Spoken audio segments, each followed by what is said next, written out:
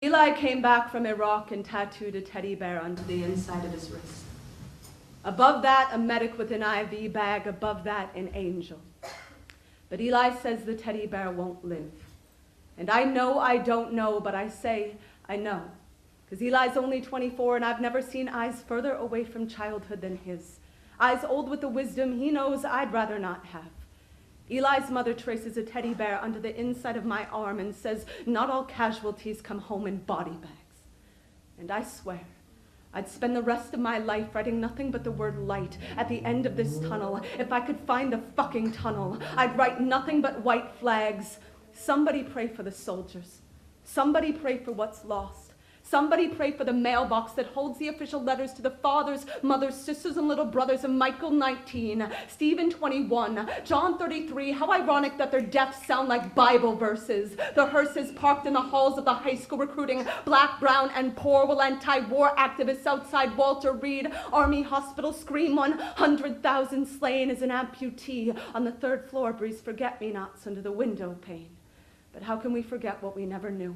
Our sky is so perfectly blue, it's repulsive. Somebody tell me where God lives, because if God is truth, God doesn't live here. Our lives have seared the sun too hot to live by. There were ghosts of kids who are still alive, toting M16s with trembling hands while we dream ourselves stars on Survivor. Another missile sets fire to the face and the locket of the mother whose son needed money for college, and she swears she can feel his photograph burn. How many wars will it take us to learn that only the dead return? The rest remain forever caught between worlds of shrapnel shut his body of 3-year-old girl to welcome to McDonald's, can I take your order? The mortar of sanity crumbling, stumbling back home to a home that will never be home again. Eli doesn't know if he can ever write a poem again. 1/3 of the homeless men in this country are veterans, and we have the nerve to support our troops with pretty yellow ribbons while giving nothing but dirty looks to their outstretched hands. Tell me what land of the free sets free its 18-year-old kids into greedy war zones, hones them like missiles and returns their bones in the middle of the night so no one can see. Each death swept beneath the counter and hidden like dirt. Each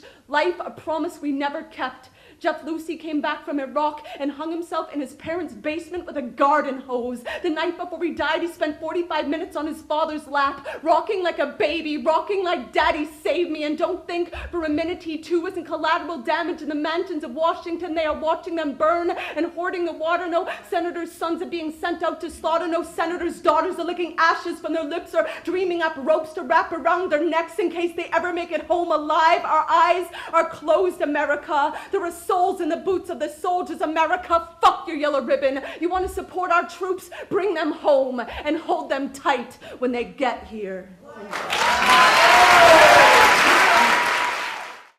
I cannot decide what I'm going to do. You know, okay, so I have a poem, which is a kind of a love letter I wrote to Buddy Wakefield. I have a poem about what I would teach my son, and I have a ridiculous poem about looking like a boy. Holler out what you want to hear.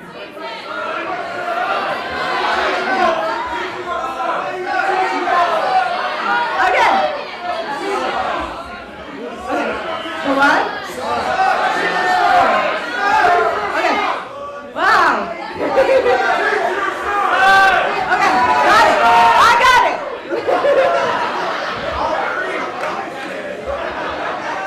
Thank you.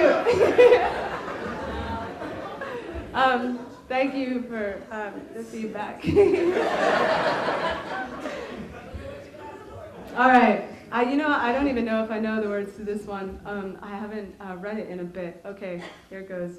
All right.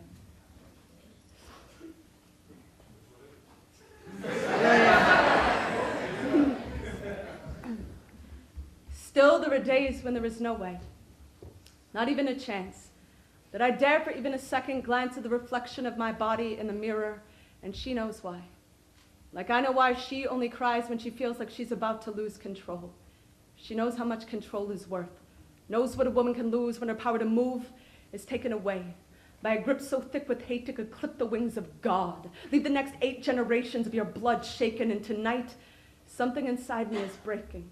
My heart beating so deep beneath the sheets of her pain, I could give every tear she's crying a year, a name, and a face I'd forever erase from her mind if I could.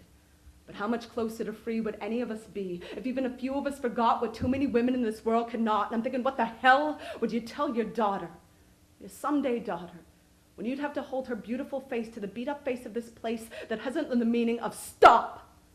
What would you tell your daughter of the womb raped empty, the eyes swollen shut, the gut too frightened to hold food, the thousands upon thousands of bodies used and abused? It was 7 minutes of the worst kind of hell. 7. And she stopped believing in heaven. Distrust became her law, fear her Bible. The only chance of survival, don't trust any of them.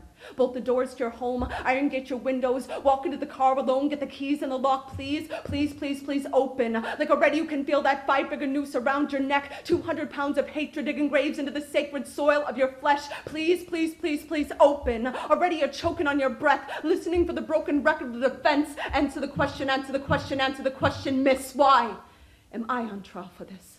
Would you talk to your sister, your daughter, your mother like this? I am generations of sisters, daughters, mothers, our bodies, battlefields, war grounds beneath the weapons of your brother's hands. You know they found landmines in broken women's souls, black holes in the parts of their hearts that once sang symphonies of creation, bright as the light on infinity's halo. She says, I remember the way love used to glow on my skin before he made his way in. Of every touch feels like a sin that could crucify Medusa. Kali, Oshun, Mary, bury me in a blue blanket so their God doesn't know I'm a girl. Cut off my curls, I want peace when I'm dead. Her friend knocks at the door. It's been 3 weeks. Don't you think it's time you got out of bed? No.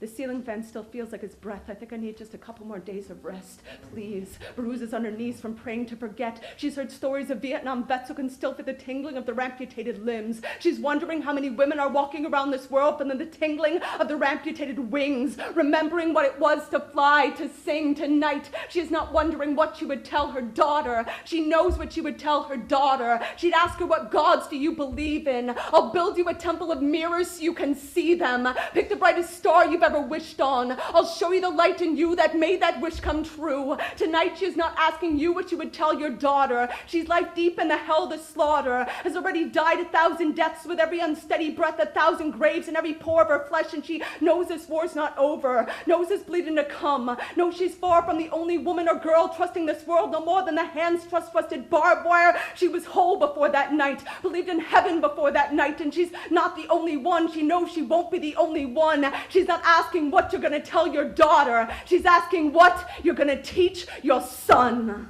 Thank you.